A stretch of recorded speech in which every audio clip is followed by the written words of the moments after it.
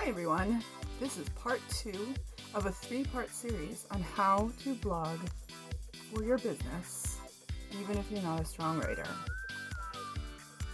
Previously, we covered all the steps that you need to take to plan your article. In this video, we're going to actually start writing your article. Let's get started. For step 12, you want to come up with 3 or 4 potential titles for your blog post. There is a lot that goes into writing a title for a blog post, and it's really important to make sure that your title is going to not only get people to click through to your article, but also have your keyword in it. So ideally you want the keyword to be at the beginning of the blog title, but if you can't work it in naturally that way, then it's perfectly okay to have it in the middle or the end. You want your title to be catchy and you want it to inspire emotion, because that's going to be what gets people to click your post. I like to have a list of emotional words beside me to reference when I'm writing blog post titles, because it really helps to, even switching out 1 or 2 little words with something that's going to trigger emotion is a really great way to get people to click your posts. Some ideas of things that work really well are listicles. So 7 things that will get people to buy your product, or 8 things that make someone want to do a certain thing. How-tos are another really good topic. So how to write a blog post like a pro. I do want to say you have to be really careful here, because if your title overpromises or is too clickbaity, you're going to turn people away and they're not going to want to read anything else on your blog. For example, if your title says, "The Ultimate Guide to Baking Apple Pies," and you have 1 apple pie recipe in there and it doesn't even have a recipe for the crust, that's going to upset people because that's not a complete guide. And someone clicked into that post thinking that they were going to get a lot of information about baking apple pies, and you disappointed them. So for step 13, you're going to take all those subtitles that you pulled in the previous steps and arrange them in a way that flows very naturally. Think about how your customer is going to go through those questions in their head, and almost imagine you're leading them on a journey through the answer that you are giving them with this blog post. For step 14, answer the subtitle questions one by one, just as you would if you were speaking to a customer in a store. Make sure you actually answer the question and that you don't go off on a tangent, and try to keep your answers succinct and to the point.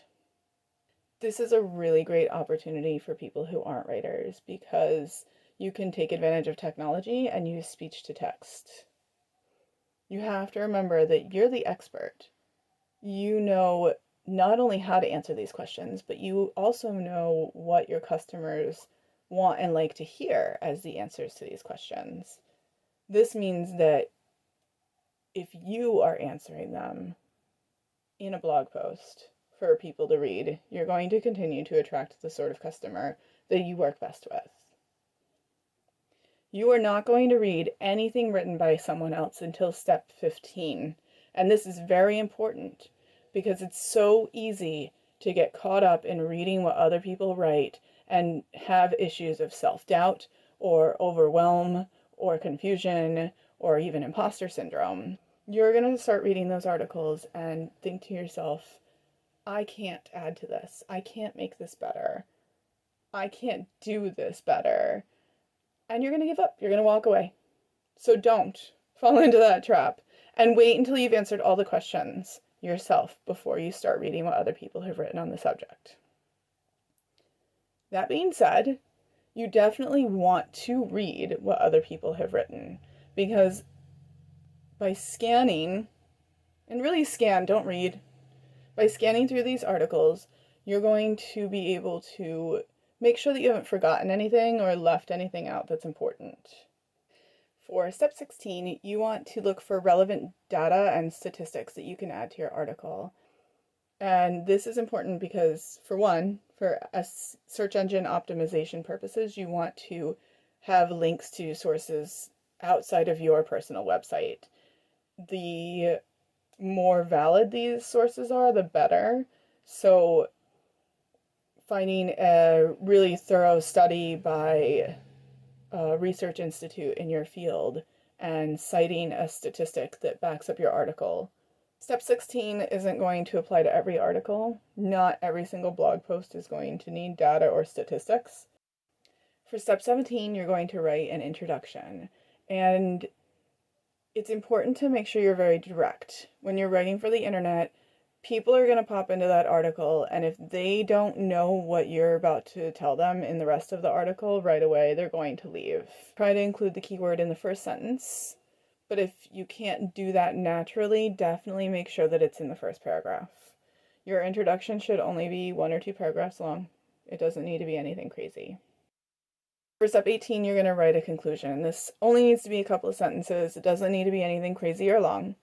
You also want to include a call to action at the end. And a call to action is basically an invitation for readers to do what you want them to do next. What action do you want them to take? Do you want them to comment on the article and tell you what they thought? Do you want them to schedule a consultation with you? Do you want them to just check out the rest of your website or your other articles? You want to make sure that you're asking people to do something more at the end of the article. That's all for part 2 of the 3-part series, Business Blogging for Beginners, even if you're not a strong writer. I hope you come back next week where we will talk about editing and publishing your blog. Have a great day.